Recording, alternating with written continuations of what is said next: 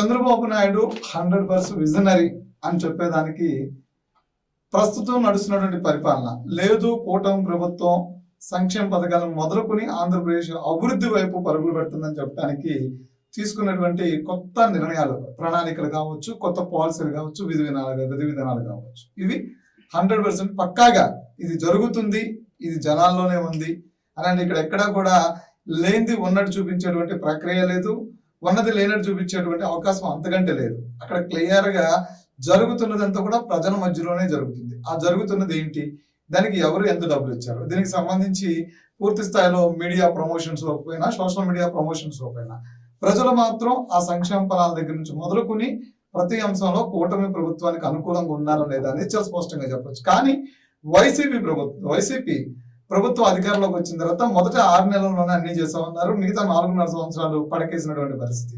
So కూటమి ప్రభుత్వం అధికారంలోకి వచ్చిన తర్వాత 6 నెలల్లోనే అన్ని చేయాలని చెప్పని ప్రజల్లోకి అంశాన్ని తీసుకెళ్తామని చెప్పని ఓ నెగటివ్ ఎనర్జీని బయట తీసుకునే ప్రయత్నం చేస్తున్నారు. లేదు అంటే కనుక వాళ్ళకున్నటువంటి ఆత్రత, ఆవేశం ఏదైతుందో అది ప్రజల్లో బలంగా తీసుకురావాలని ఆలోచన. కానీ ఇక్కడ ప్రజల మధ్యలోనే అన్ని జరుగుతున్నాయి.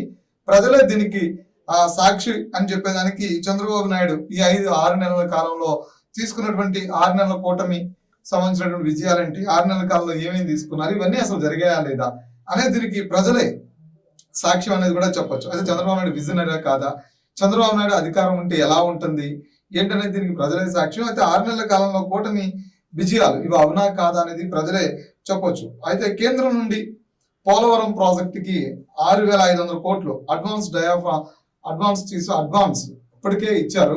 దానికి సంబంధించి డయాఫ్రామ్ వాల్ నిర్మాణానికి కూడా కొత్త డయాఫ్రామ్ నిర్మాణం చేసుకోవడానికి కూడా ఇప్పటికే క్లియరెన్స్ ఇచ్చేసినటువంటి పరిస్థితి. అయితే కేంద్రం నుండి రాజధాని నిర్మాణానికి 15,000 కోట్ల రూపాయలు గ్రాంట్ ఇచ్చారు. అంతేకాని రాజధాని నిర్మాణానికి ఏడీబీ నుండి 11,000 కోట్ల రుణం ఇచ్చారు.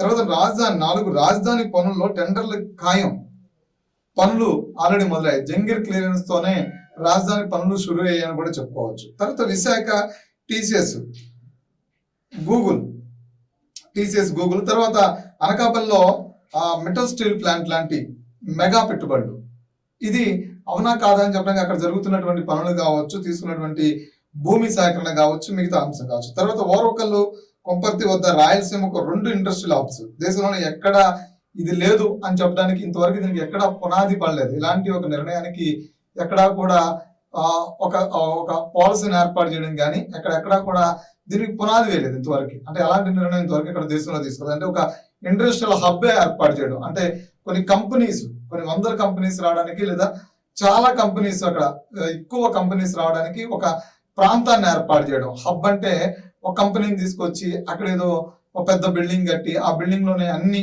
పెట్టడం కాదు. డిఫరెంట్ కంపెనీస్ ల్యాండ్ తీసుకుని ఆ ల్యాండ్ లో అక్కడ కంపెనీస్ ఏర్పాటు చేసుకోవడానికి దేశంలో ఇది ఎక్కడ లేదు. దీనికి ఇంతవరకు నాంది కూడా ఏ దేశంలో ఏ రాష్ట్రం కూడా ఇంతవరకు దీనికి నాంది పలకలేదు. సో మొట్టమొదటిసారిగా ఆంధ్రప్రదేశ్ లోనే దీనికి 2, అది కూడా వెనకబడినటువంటి ప్రాంతం అని ఏదైతే చెప్తున్నారో రాయలసీమ ప్రాంతం, ఆ రాయలసీమ ప్రాంతంలో 2 ఇండస్ట్రియల్ హబ్స్ తీసుకొస్తున్నారంటే చిన్న విషయం కాదు. సో తర్వాత రాజధానికి రైల్వే లైన్ తో పాటు రాష్ట్ర వ్యాప్తంగా రైల్వే పనులకు విస్తారంగా నిధులు కేటాయించాలనేది కూడా చాలా స్పష్టంగా చెప్పొచ్చు. ఇప్పుడు జరుగుతున్నటువంటి పనుల ఆధారంగా నిధులు, విశాఖలో రైల్వే జోన్ ఇప్పటికే దానికి సంబంధించి భూమి పూజ అయిపోయి ఆఫీస్ నిర్మాణం కూడా కొనసాగుతున్నటువంటి పరిస్థితి. ఇప్పుడు చంద్రబాబు నాయుడు 2014లో ముఖ్యమంత్రి అయినప్పుడే విశాఖకి ప్రత్యేక రైల్వే జోన్ తీసుకురావాలనుకున్నారు. సో రైల్వే జోన్ ని తీసుకొచ్చే దాంట్లో భాగంగా ఇప్పుడు దానికి ఆఫీస్ కూడా కన్స్ట్రక్షన్ మొదలైపోయింది. భూమి పూజ అయిపోయి ఆఫీస్ కూడా కన్స్ట్రక్షన్ మొదలైంది. తర్వాత శ్రీ సిటీలో డెక్కన్ కంఫైనర్ తయారీ మెగా యూనిట్ ఇది ఉందా లేదా అనేది ఆంధ్రప్రదేశ్ ప్రజలు ఎవరినంటే చెప్తారు. శ్రీ సిటీలో ఇది ఉందా లేదా. రాష్ట్ర వ్యాప్తంగా 9 రాష్ట్ర వ్యాప్తంగా కొత్త రోడ్లు, పాత రోడ్లు రిపేరు, యుద్ధ ప్రాతిపదికన గుంటల పూడ్చివేత. ఇప్పటికే మనం చూసినట్లయితే కనుక దాదాపు 50 కోట్లు పెట్టి గిరిజన ప్రాంతాలు, డోలీ కష్టాలు తెచ్చిన గిరిజన ప్రాంతాలను కూడా 9-10 రహదారులను అనుసంధానం చేస్తూ ఇప్పటికీ 50 కోట్ల రూపాయలు ఇవ్వడం కూడా జరిగింది. కొత్త రహదారుల నిర్మాణం, అంటే ఈ రాష్ట్రంలో ఏ ప్రాంతాల్లో అయితే రోడ్లు లేవో ఆ రోడ్ల నిర్మాణానికి ఇప్పటికే మొత్తం ఆ మ్యాప్ మొత్తం డిజైన్ చేయడం జరిగింది. ఇప్పటికే పాత రోడ్లు ఏవైతే ఉన్నాయో ఆ రోడ్లన్నింటినీ కూడా మరమ్మతులు చేస్తున్నటువంటి పరిస్థితి ఇది రాష్ట్ర వ్యాప్తంగా కంటిన్యూ అవుతుంది. ఇది రాష్ట్రం జరుగుతున్నదే, దీని ఏమీ లేదు అని చెప్పడానికి కూడా ఛాన్స్ లేదు. తర్వాత మెగా డిఎస్సి నోటిఫికేషన్ విడుదల, టెంట్ నిర్వహణ ఫలితాలు విడుదల, ఈ రెండు జరిగిపోయాయి. రేషన్ డీలర్ల వ్యవస్థ పునఃప్రారంభం, సుమారు 30,000 కుటుంబాలకు లబ్ధి, ఇది కంటిన్యూ అవుతుంది. సూపర్ 6 పథకాలకి పాక్షికంగా అమలు, ఈ మొత్తం పాక్షికంగా అమలు మొదలైన లేదనే దానికి అన్నా క్యాంటీన్ల పునఃప్రారంభం, విజయవాడ వద్ద మెగా ఔటర్ రింగ్ రోడ్డు, రాష్ట్ర ఖజానాపై రూపభారం లేకుండా కేంద్రమే కట్టే వెసులుబాటు.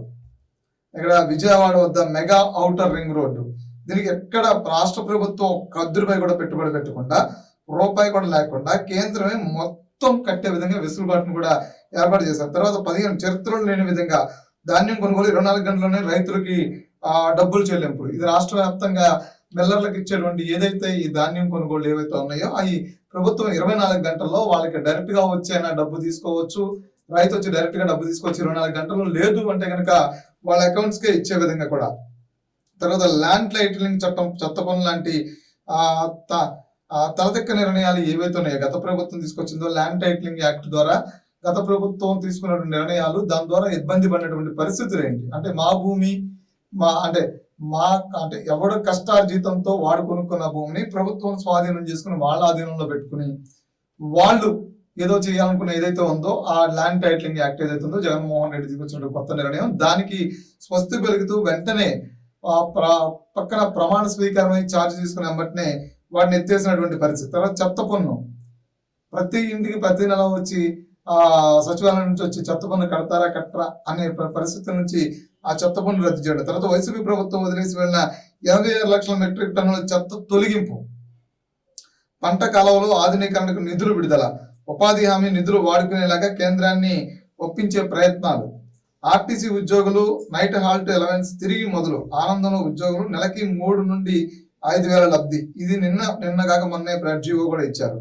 తర్వాత రష్యా సాంకేతికత ఏర్పాటు చేసిన నేరగాళ్ల ట్రాకింగ్ వ్యవస్థకు మళ్లీ ప్రాణం, అమల్లోకి వచ్చిన 100 రోజులు 475 మంది పట్టివేత. తర్వాత తెలంగాణ ఏపీ విభజన హామీల అమలుకు కమిటీ ఇప్పటికే 2 సార్లు భేటీ, రేషన్ బియ్యం అక్రమ రవాణాపై ఉక్కుపాదం, పీడీ యాక్ట్ అమలుకు నిర్ణయం.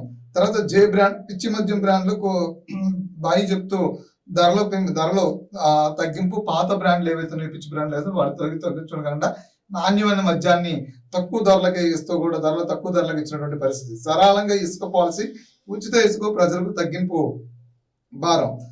భారం, కేంద్రం నుండి ఒకేసారి 8 కేంద్రీయ విద్యాలయాలకు మంజూరు, 504 ఉద్యోగాలు, షాదీ ఖానాల నిర్మాణానికి 2.9 కోట్లు మంజూరు, గంజాయి సాగు రవాణాపై డ్రోన్లతో ఉక్కుపాదం. ఇది ప్రభుత్వం వచ్చిన తర్వాత ఈ 27 అంశాలని, ప్రజలు ఇబ్బంది పడుతున్నటువంటి అంశాలని చంద్రబాబు నాయుడు తీసుకొచ్చారా లేదా, ఈ కొత్త విధానానికి నాంది పలికారు. ఇవన్నీ కూడా ప్రజల్లో ఉన్నవి. ఇక్కడ ఎవరు కూడా దీన్ని కాదు, ఇది చేయలేదు, ఇది జరగలేదు అని చెప్పడానికి అవకాశమే లేనటువంటి పరిస్థితి. సో కానీ ఇప్పుడు వైసీపీ పార్టీ అధికారం కోల్పోయి 11 సీట్లకు పరిమితమైన తర్వాత మరొకసారి ప్రజల్లోకి వెళ్లేందుకు, అదేవిధంగా జగన్మోహన్ రెడ్డి రాష్ట్ర వ్యాప్తంగా కూడా అన్ని జిల్లాలు పర్యటించేందుకు ముఖాముఖిలు నిర్వహిస్తున్నారు. ఏది తాడేపల్లి ప్యాలెస్ లోనే ముఖాముఖి జిల్లా నుంచి నేతలను పిలిచి నేతలతో సమీక్షా సమావేశం సందర్భంలో ఈ సూపర్ 6 లో ఏమీ అమలు చేయలేదని చెప్తూ ఉన్నారు. కానీ ఇక్కడ సూపర్ 6 సంబంధించిన అంశాలు కావచ్చు, అదేవిధంగా రాష్ట్రంలో అభివృద్ధికి సంబంధించిన అంశాలు కావచ్చు, ఇవన్నీ కూడా ఒకేసారి అట్ ఎ టైం ముందుకు తీసుకెళ్తున్నటువంటి విజనరీ ఉన్నటువంటి ముఖ్యమంత్రి చంద్రబాబు నాయుడు. సో చంద్రబాబు నాయుడు చేసినటువంటి ఈ అంశాలు ఏవైతే ఉన్నాయి 27 అంశాలు, ఇవి ప్రజల్లో ఉన్నాయా లేదా, దీన్ని నైతికంగా ఇవన్నీ ఒక్కొక్కటి అడుగులు ముందుకు వేస్తున్నాయా లేదా అనేది దీనికి ప్రజలే సాక్ష్యం కూడా చెప్పొచ్చు. కానీ జగన్మోహన్ రెడ్డి రేపు ప్రజల్లోకి వెళ్ళిన తర్వాత ఈ అంశాలని ప్రస్తావిస్తారా, లేదు అంటే కనుక సూపర్ 6 హామీలు అమలు చేయలేదని చెప్పిన ప్రజలు మభ్య పెడతారు. ఒకవేళ ప్రజలను మభ్య పెడితే కనుక సూపర్ 6 హామీలు ఎవరైతే పొందుతున్నారో వాళ్ళందరూ కూడా దానికి ప్రత్యక్ష సాక్షులు. ఈ డిఎస్సి కావచ్చు, టెంట్ కావచ్చు, మిగతా రైల్వే జోన్ కావచ్చు, ఇవన్నిటిని కూడా ఏది వెనకబడిన రాయలసీమ ప్రాంతం అవసరం కావచ్చు, వీటన్నిటిని కూడా చూస్తే కనుక ఉపాధి కల్పనకి, ఉద్యోగ కల్పనకి సంబంధించిన అంశాల్లో కనుక ఇటు గూగుల్ కావచ్చు, అదేవిధంగా టీసీఎల్ కావచ్చు, ఇవన్నిటిని కూడా సంబంధించిన కనుక మనం చూస్తే కనుక ఇవన్నీ ప్రజల్లో ఉన్నాయా లేదా, అమలు అవుతున్నాయా లేదా అనేది కూడా ప్రజలే, ఆయా వర్గాలకు సంబంధించిన ప్రజలే దీనికి ప్రత్యక్షంగా సాక్షులుగా ఉంటారు. కానీ జగన్మోహన్ రెడ్డి చేసినటువంటి ఏదైతే ఈ జిల్లాల పర్యటన ఉందో ఆ పర్యటన అంతా కూడా ప్రజలు తిరగబడి జగన్మోహన్ రెడ్డిని తరిమి కొట్టేటువంటి రోజులు కూడా ఇలాంటి కార్యక్రమాల ద్వారానే స్వయంగా వాళ్లే తెచ్చుకుంటారేమో. ఎందుకంటే 2014 లేదా 2019కి మధ్యలో 2019కి 14 మధ్యలో జగన్మోహన్ రెడ్డిని ప్రజలైతే ఎలా విశ్వసించారో అదే రీతిగా వెంటబడి తరిమేసినటువంటి పరిస్థితి కూడా ఈ ప్రభుత్వం ప్రస్తుతానికి తీసుకొచ్చిందని చెప్పొచ్చు. కానీ జగన్మోహన్ రెడ్డి తాను నమ్ముతున్నది నిజమని చెప్పిన ప్రజల్లోకి వెళ్తే కనుక అక్కడ ఎదురయ్యేటువంటి పరిస్థితులు చాలా తీవ్రంగా ఉండేటువంటి అవకాశం కూడా ఉంటుంది.